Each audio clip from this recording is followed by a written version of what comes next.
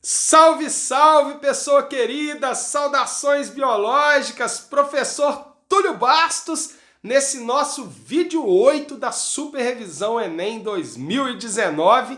Nesse vídeo, nós iremos falar um pouco sobre a relação existente entre o complexo de Golgi e o retículo endoplasmático na formação dos grânulos de secreção e também vamos falar sobre a digestão intracelular e sobre a estrutura e função das duas organelas de membrana dupla abordadas na teoria da endossimbiose sequencial, a mitocôndria e o cloroplasto. Então roda a vinheta que a gente volta bombando para falar desses assuntos tão importantes para o Enem e para os outros vestibulares. Simbora!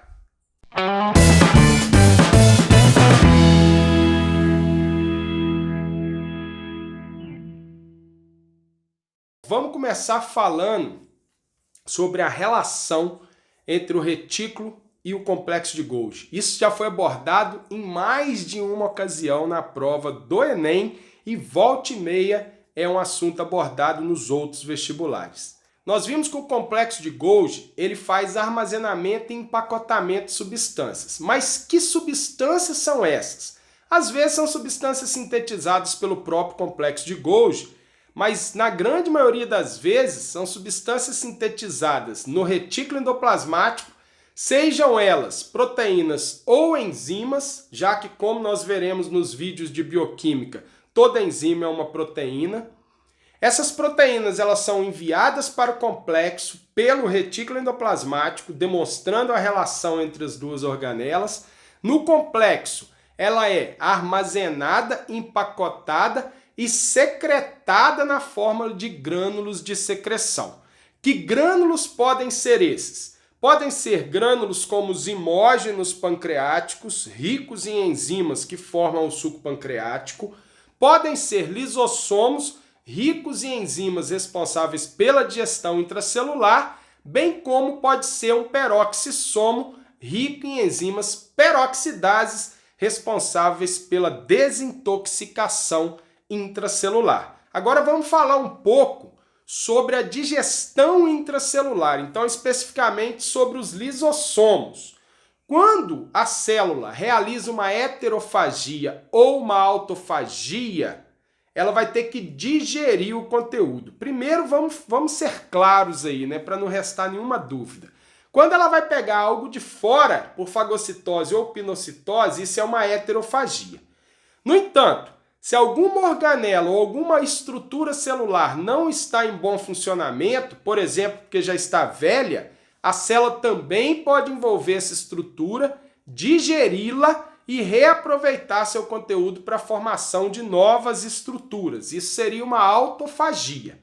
No primeiro caso, na heterofagia, se a molécula for englobada por fagocitose, esse vacúolo alimentar formado vai ser chamado de fagossomo. No entanto, se ela for englobada por pinocitose, como a gente já disse, havendo uma invaginação da membrana, o vacúolo alimentar ou endossomo formado é chamado de pinossomo. Tanto num caso quanto no outro, esse vacúolo alimentar ele vai agora, na sequência, se fundir ao lisossomo. E o lisossomo, ao se fundir no vacúolo alimentar, ele libera suas enzimas para formar um vacúolo digestivo. Ocorre a digestão dos componentes que foram englobados, a absorção, e esses componentes eles são, depois de digerido, absorvidos e lançados no hieloplasma, e aí vai ficar apenas os resíduos, formando agora um terceiro tipo de vacúolo chamado vacúolo residual. Esse vacúolo residual ele se desloca para a face interna da membrana plasmática, funde-se a ela e libera o seu conteúdo por plasmocitose.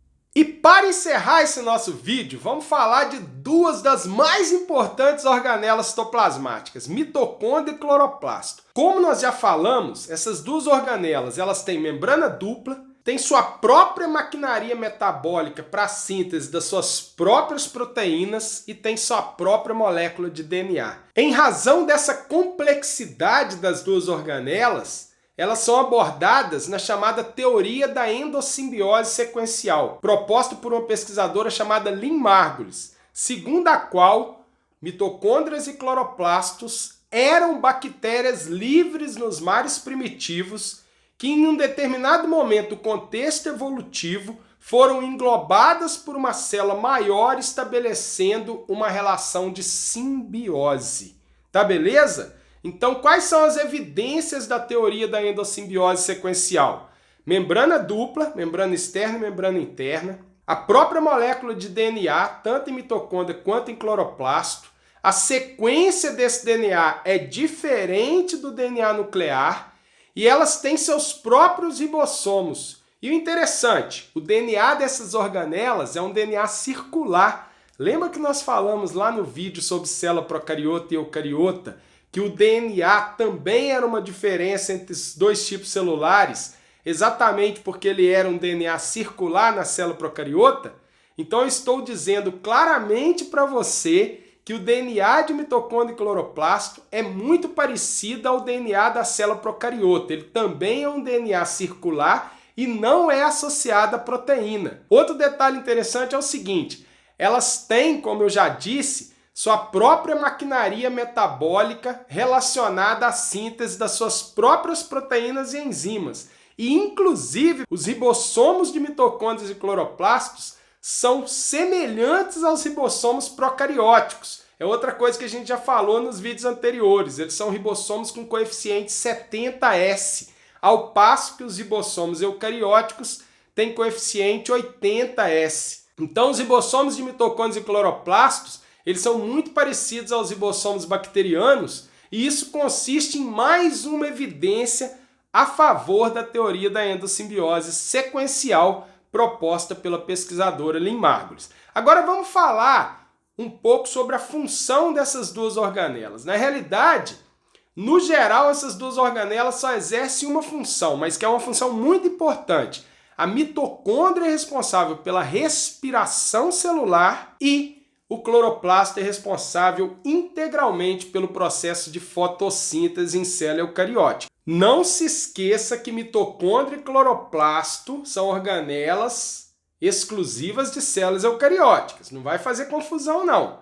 Embora a gente falou aí da teoria da endossimbiose sequencial, que elas já foram bactérias livres nos mares primitivos e que foram envolvidas por uma célula maior, hoje em dia só existe cloroplasto e mitocôndria em célula eucariótica. Mitocôndria fazendo respiração celular tanto em célula animal quanto em célula vegetal e o cloroplasto realizando fotossíntese exclusivamente em célula de alga ou em célula vegetal. Para a gente encerrar, a respiração celular ela tem 3 etapas, a glicólise, o ciclo de Krebs e a cadeia respiratória, sendo que 2 dessas etapas são realizadas no interior da mitocôndria. O ciclo de Krebs é feito na matriz mitocondrial, que é a porção interna da mitocôndria, e nas cristas mitocondriais é realizado o processo de fosforilação oxidativa, mais conhecido como cadeia de transporte de elétron ou cadeia respiratória. Dá uma olhadinha aqui, ó, na mitocôndria. Ela tem então uma membrana externa, uma membrana interna que sofre dobras, as chamadas cristas mitocondriais, e o interior da membrana interna é preenchido por uma matriz mitocondrial. Agora dá uma olhadinha aqui no cloroplasto. Ele também tem uma membrana externa, uma membrana interna que sofre dobras, mas essas dobras da membrana interna do cloroplasto são chamadas de lamelas. Sobre essas lamelas existem pilhas de grânulos chamados de tilacoides.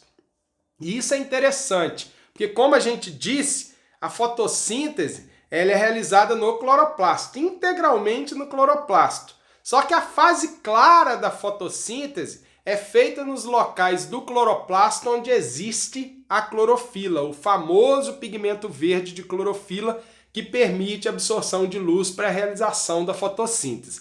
Que locais são esses? Lamelas e tilacoides. Como as pilhas de tilacoide, olha as pilhas aqui, ó. Como cada pilha dessa recebe o nome de grânum e o conjunto de todas as pilhas é a grana, a questão do vestibular ou do Enem pode falar que a fase clara é feita na lamela e nos tilacoides, bem como na lamela e nos grânulos. Tanto faz, já que o grano é uma pilha de tilacoide. No caso, a fase clara, então, é realizada na lamela e nos tilacoides ou grânulo, e a fase escura da fotossíntese é realizada na matriz do cloroplasto, na porção de preenchimento da membrana interna. Só que essa matriz do cloroplasto nós vamos chamar de estroma. Eu espero que este vídeo tenha sido esclarecedor para você em relação às questões abordadas. Muito obrigado pela sua audiência. Caso você ainda não tenha se inscrito, se inscreva em nosso canal, deixe o seu joinha, deixe o seu like, ele ajuda demais o nosso canal a crescer. Eu te agradeço de coração por esse apoio. Compartilhe o nosso conteúdo com seus colegas, siga-nos nas redes sociais. Eu desejo para você um ótimo aprendizado, um excelente estudo, um grande abraço, valeu!